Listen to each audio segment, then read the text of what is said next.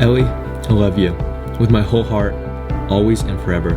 I am so thankful that I get to marry you. I am the man that God has called to protect you, to cherish you, to encourage you, to make laugh, to cry with, to uplift, to be faithful to hold, and to lay my life down for. What a beautiful calling and gift. The highest honor of my life will be spending my life as your husband. Because of who you are, who God has created you to be, I'm filled with such joy and love, knowing my life will be spent with you. Praise the Lord for his glorious and loving will that we would spend our days together. You are the most beautiful woman I've ever seen. Your heart overflows with kindness. You are radiant and majestic. I can't write enough about how special you are to me. My roaring meadow forever, our love is steadfast and true. As one flesh we become, our God is with us. Rye, my love, October 9th is here. Today we get married and I am so excited.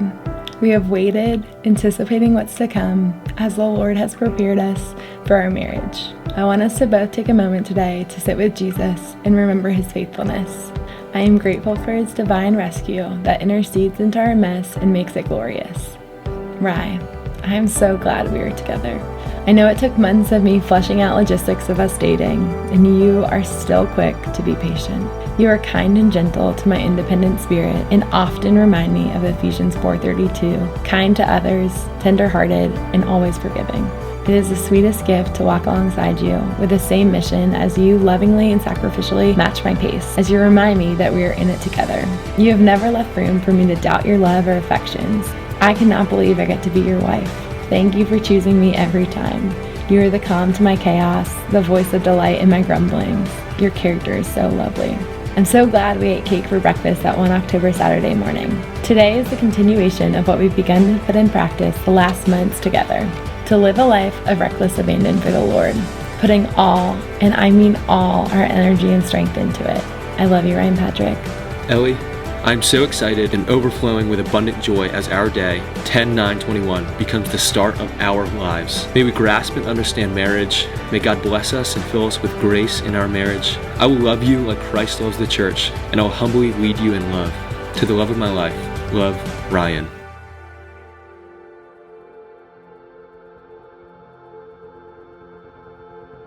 So Ryan and Ellie, as we gather with all your friends and family in great excitement for this step in your lives, we must recognize that God is not only with us, but he's also very pleased. You see, marriage reflects the love of God in ways that an individual never could. In Paul's letter to the Ephesians, Paul prays for them that they would be rooted and established in love, and that they would have power, together with all of the saints, to grasp how wide and long and high and deep is the love of Christ. You see, Paul knew that experiencing the fullness of God's love is not something you can do alone. That's why he says, together with all the saints. Ryan and Ellie, we're all here today to affirm those things in both of you and to stand in support of your marriage. So I'd like to give you 3 thoughts that I think a married couple can lay your lives down for each other. The first one is that you would pay attention, that you would study one another, figure out what the other one needs, how the other one receives love. Don't let the urgency and the noise of the world distract you from the beautiful gift that you both have been given in each other.